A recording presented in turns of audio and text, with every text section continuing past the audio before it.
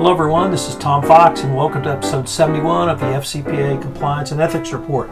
Today we have World Cup Series Part 4, and in it we look at the winning Qatari bid to host the 2022 World Cup Tournament and the USA's chances tomorrow against Belgium. Hello everyone, Thank this you. is Tom Fox and I'd like to welcome you to this episode of the FCPA Report. Today I'm back with my good friend Mike Brown, and we are here for World Cup Report 4.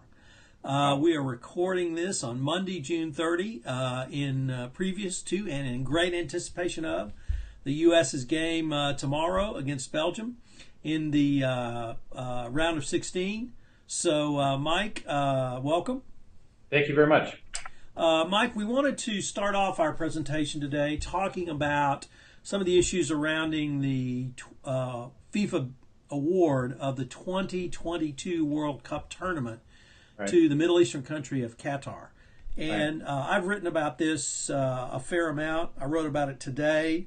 There have been some pretty significant allegations of bribery and corruption.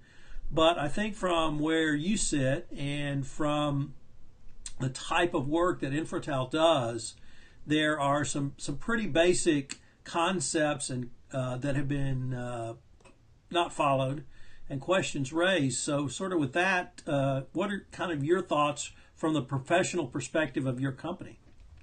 Yeah, the issue is that we continue to talk at Infratel worldwide about enhanced due diligence. Knowing your people, knowing your business, going deep, being in country, native language, all the due diligence things that you need to do to determine adverse media issues, anything that can potentially cause issues in your company.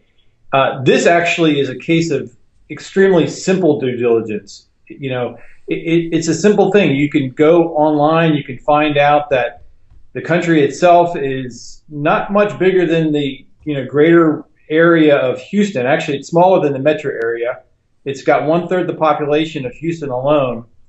They had no stadiums at all. They have to build 8 to 12 stadiums in the area. 32 teams have to be built for workout facilities. There's actually no cities where that they're actually making these proposals to actually be done. Like Lucille, which is this final location, hasn't even been built as a city.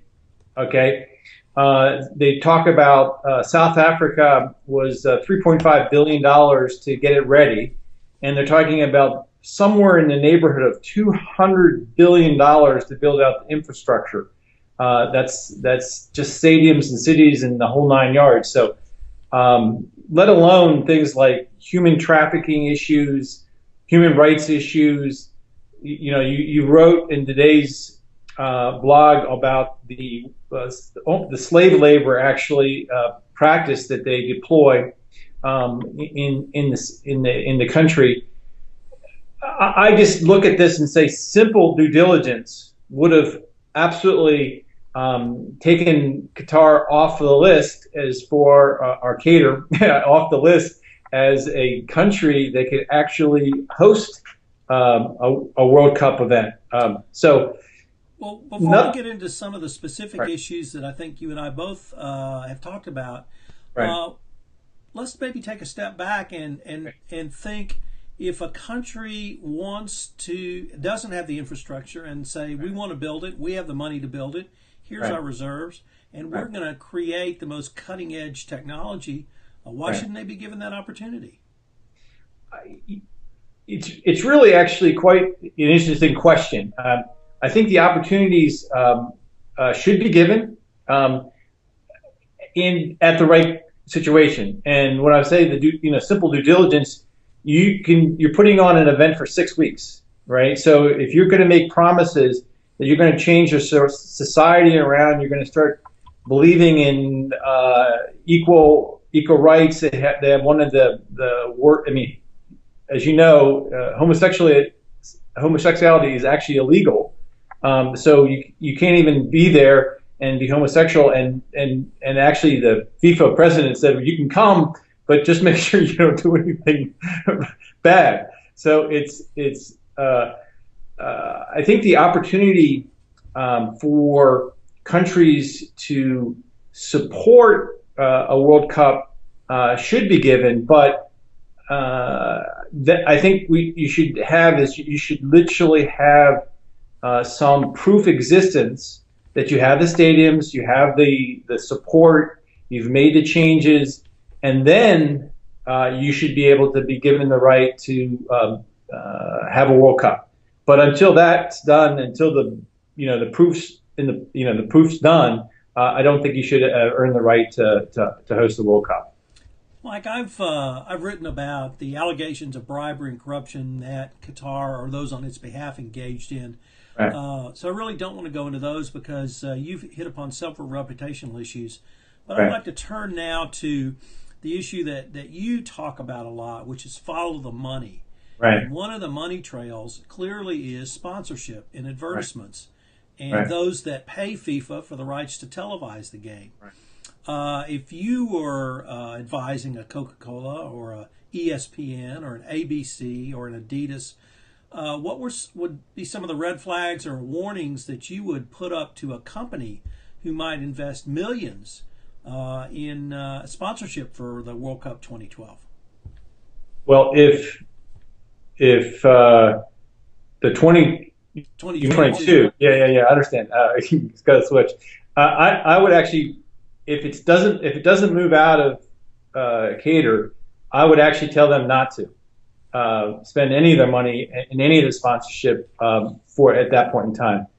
We're talking about significant human rights issues. We're talking about near slave labor issues. We're talking about almost no female human rights of almost any kind of considerations. There's a mixture of Sharia law and a bunch of different other issues. This is going to be from a reputational part. They're saying something like, as you said also in your blog, 4,000 people potentially are going to die just from the infrastructure build out for stadiums that have no support above and beyond the 6 weeks of this event. I mean, everyone has seen China, build out the Olympics. This is a fairly similar case where complete infrastructure is going to go away after it's done. There's just nothing that sustains the use of these stadiums. Now, having been in a very large series of large corporations, this is going to be a publicity nightmare. I can't imagine any kind of good spin on this. I mean, you can put a good spin on it for maybe 4 or 5, 6 weeks, but then after, if in reality, when people start looking at the tragedies going on in that country, there's not going to be much support. So if it's a start. Is that something that you think that FIFA would take into account, given their current structure? Well, I do. I actually think they do. I think this. I'm gonna say this in a way that's. I think the process of selection was corrupt. Okay, so I know it's unproven. I know Michael Garcia is going through this whole process. I'm going to say it's corrupt, and the reason why I'm going to say it's corrupt is FIFA has been making incredible changes in the organization after the selection process. They put together a huge team. A new Congress came into place. They made these suggestions in 2011 that were adopted in 2013. They've integrated this integrity checks. There's a lot of good governance things that they've implemented. What shockingly happened is a $1.5 billion per year business that doesn't have a chief compliance officer at all in the organizational structure, no report structure. So it's got more improvements to be made, but I do think they're going to go through a revote. Hopefully they'll go through a revote and select a different location. So if not, I really don't think that it's going to happen. And I do agree with your comment about the U.S. government needing to do some investigations. So. Well, we could probably spend several podcasts talking about the 2022 bid award process, Qatar, the heat, human rights, the workers' conditions, any of those. But we have more important matters to discuss, quite frankly. And those start at 2 p.m. Central tomorrow. Yes. When the United States lines up against the Netherlands. Excuse me, Belgium. Right. No, Belgium. The Netherlands played yesterday, and I have to mention that. So we had some fabulous games this weekend. Chile played their hearts out, and Mexico is. I know their hearts are completely broken. Yes. To lead up until the 88th minute. And then lose like that. Nevertheless, two things I've learned about soccer is you have to be 100% on every play. Right. But it doesn't matter. Your heart can still be broken. Right. That's correct. And we saw that yesterday. But, right. We've got the U.S. going potentially further than they've ever gone if they can get through the next game. So right. How do you assess the next game? Well, first off, I have to give a shout out to you. In your predictions, you did very well on your predictions, except for the 1-0 loss. You predicted almost perfectly on how we actually got through. So, well done, sir. It was a loss that felt like a win. It did. It was a weird sort of thing. That was a terribly wet field, terribly wet conditions. I played in conditions like that, and just the soccer quality that it looked like. Was amazing. I mean, to be that good in that bad of conditions. So, but Belgium is before you get to tomorrow, let me ask: because the conditions were so bad, and for those who aren't aware, it was a driving rainstorm the entire game. It had been raining the entire day in the town, and the pitch was soaked, the ball was soaked, the players were soaked. Is there any because the conditions were so bad? Do you have to discount the quality of play or any of the technical aspects you saw? Totally, completely. Okay. You really have that to. For us? What happens is in this kind of game, the speed of play really slows down as far as physical skill aspect of things, and you just have to. When the ball is passed, if it hits a puddle, it could absolutely stop dead. I was actually surprised that more times than not that the ball didn't skip, still continued to bounce.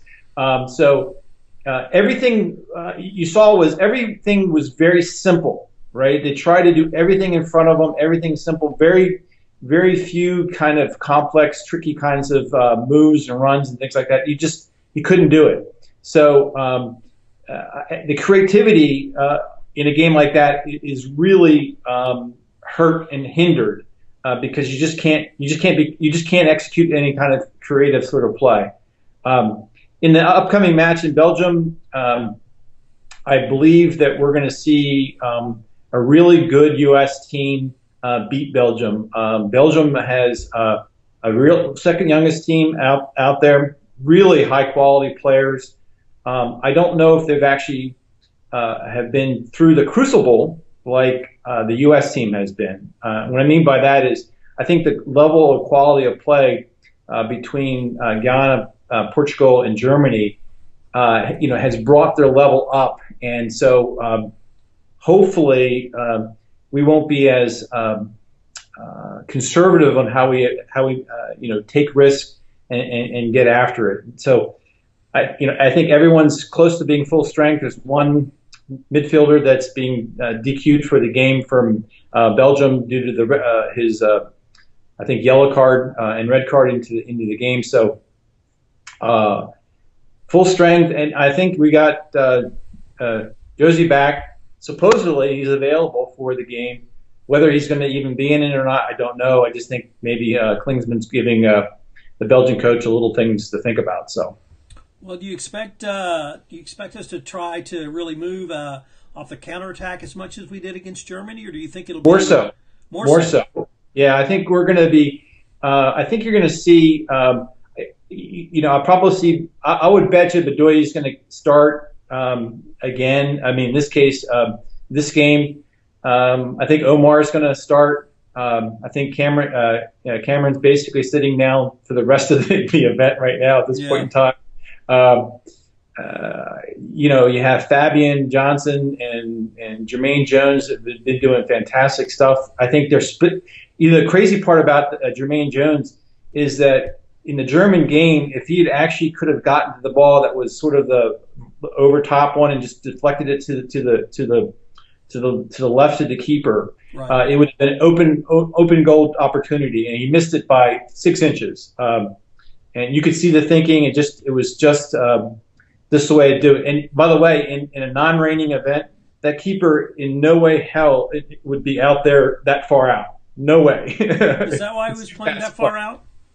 No way. In a rainy event, you can be out there because the ball just can't travel as far and can't travel as fast. You can actually take a risk that way. But in a fast game, there's no way he'd be out there. I wondered why he was out so far. It seemed like to me a couple of times he was dangerously far out. He was, because he could actually get to the ball pretty easily because the ball is going to die quickly. But if a ball is moving fast, and that ball could have easily skipped past him in a fast play, and Jermaine Jones in this case wouldn't even had to stretch. He would have just ran onto the ball and knocked it in. So different kind of keeping in this game, in this kind of game. So it'll be fun. What do you think is going to happen with Belgium? Well, I have discounted Altidore coming back. Okay. And I've done that because I think Klinsmann has seen he can put together a attacking team without Altidore in the game. Right. I wasn't sold on Altidore because of his 6-month hiatus from scoring. Right. Anyway, although I have to admit, as a physical presence and specimen, you don't see many soccer players Yeah, like that's that true. with that kind of speed. But Right. the team that they've put on the field, has come together, and they've been able to get the job done. And they almost got the job done against Germany, at least for a 1-1 tie. Right. I'm pretty comfortable with the team that he's put on the field. I think he substituted or started some folks against Germany, basically to rest his team. I don't think we'll be seeing Brad Davis again. I don't think we'll be seeing Cameron again. I agree with your assessment there. He's just not had the game. Right. The one question I did also want to pose to you is Michael Bradley.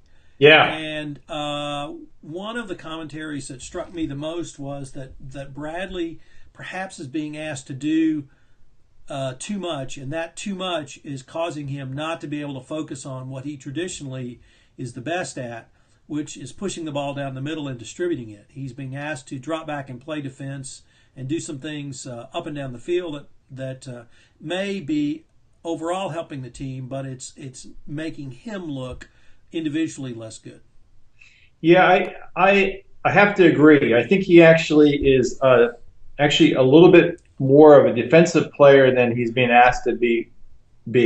He's actually being asked to push up much higher in the formation, and so he's taking risks and doing things that are.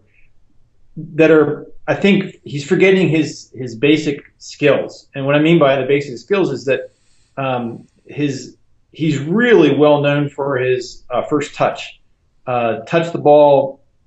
He's able to touch it and control it and put it into a location that allows him to then pass it either left foot or right foot. Of course, he's mostly right-footed, but to be able to do that with other feet, with either foot in this case. This is going to be an interesting game. I think if the speed of play is where I think he's going to be, Howard is going to have to play a big game. He's going to have to be excellent, as always. I haven't seen the Belgium keeper be challenged like other places. I wonder about their own bracket and what kind of challenges they were actually seeing. So this is going to be. I actually think it's going to be like one of these 3-1 games where the U.S. can never get a shutout. Yeah. but goes up, maybe 2-0 at halftime, and then gets a third, and gives up another one at the end, kind of stuff. I really do think they've got a really solid chance of getting through, and maybe even getting through the quarters. But maybe that's the deepest it goes. So we'll see. Right. And I guess my prediction actually is a little different. Okay. I'm looking for a 1-0 U.S. win. Wow. And what I think will happen is that the U.S. will score early, and then we'll pack it in. Okay. And I'm dead against packing it in. I think it gives the other side too many offensive opportunities if you're playing in your own side of the field most of the game. But because of the counterpunching and counterattacking ability of the U.S., they will come through on several counterattacks that will not succeed. Nevertheless, will keep Belgium from being able to put all of their men forward. So I'm looking for a little bit different, but 3-1. I'd take out my big U.S. flag and wave it in the house. So, well, it's just that I think what happens is you look at Ghana, and it was a very fast, hot field. You look at the second game against Portugal, which was, I think, closer to the kind of field conditions that you're going to see tomorrow.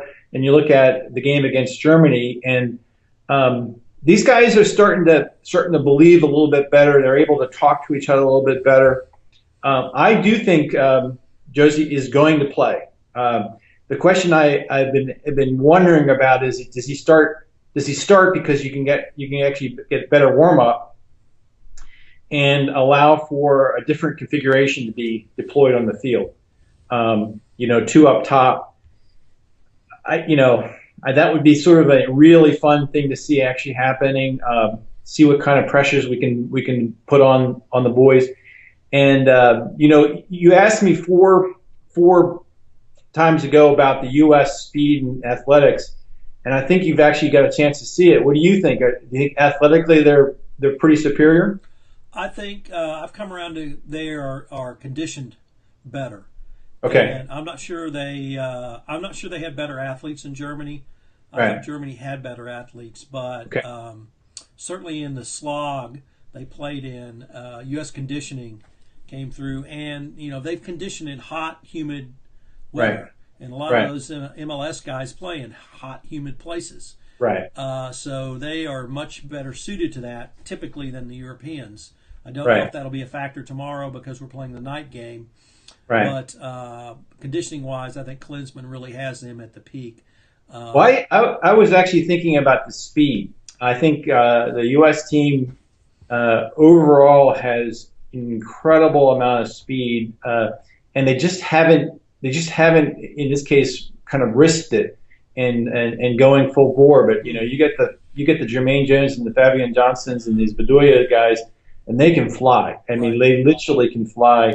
And if you get any good connections happening between these guys, it's gonna be one of those sort of like scary magical things that can actually happen. So we'll see. Well, we're near the end, but what were your thoughts on the games this weekend? Well, I watched Costa Rica. Turns out that Candace Special One Rodolfo loves Costa Rica. I think he's Costa Rican. So he was probably screaming with joy at that game. That was such an emotionally packed game to see them win it in shootouts after losing a player, I think in the 67th minute. Right. That was like almost another, I think, hour at least of play that they had to withhold. And I thought they were going to hold off, and then they got scored. And then, I mean, it was just a magical time to watch Costa Rica. I loved watching that game.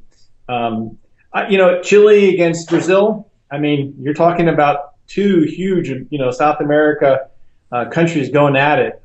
What an event! Could you imagine being there and hearing the cheering and the screaming and the partying going on? Right. That would be so fun to be there. So.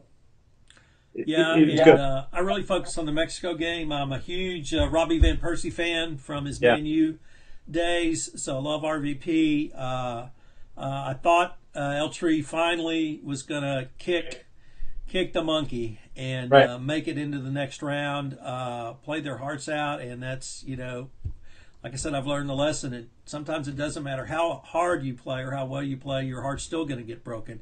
Having said that, one of the things that has struck me is the ESPN commentators this year have been very good at explaining many of the technical aspects I didn't understand, and they explain the defensive breakdown that Mexico had, which allowed the equalizer.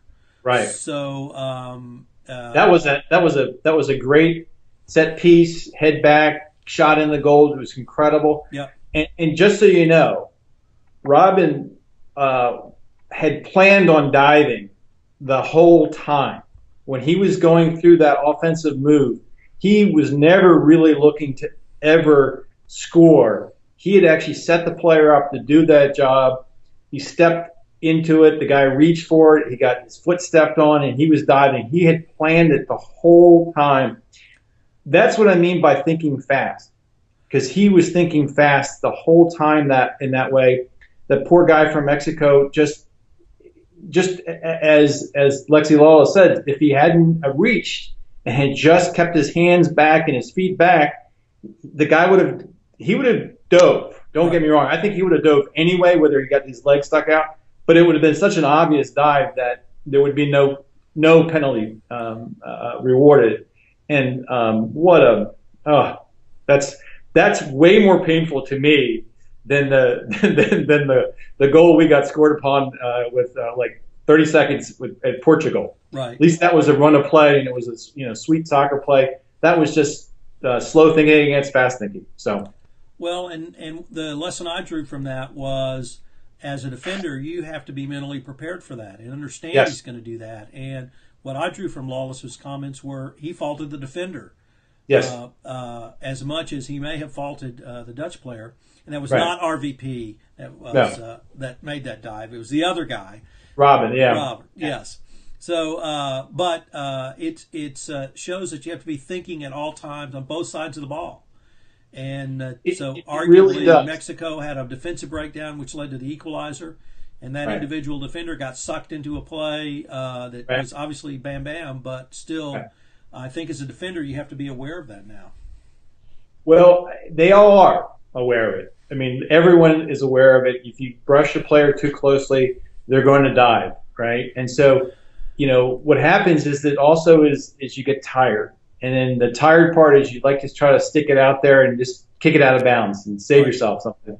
And I can tell you that it's just like in any of the other sports, they just you kind of basically egg them on, and you pull them in, and then all of a sudden you're doing this move just to see if they can force the ref into making a call.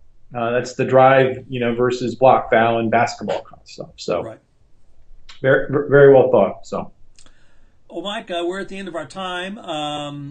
I haven't mentioned this to you, but if the U.S. wins and is playing this weekend, we may have to record Wednesday or Thursday. So, if not, perhaps we can record next week at our regularly scheduled time.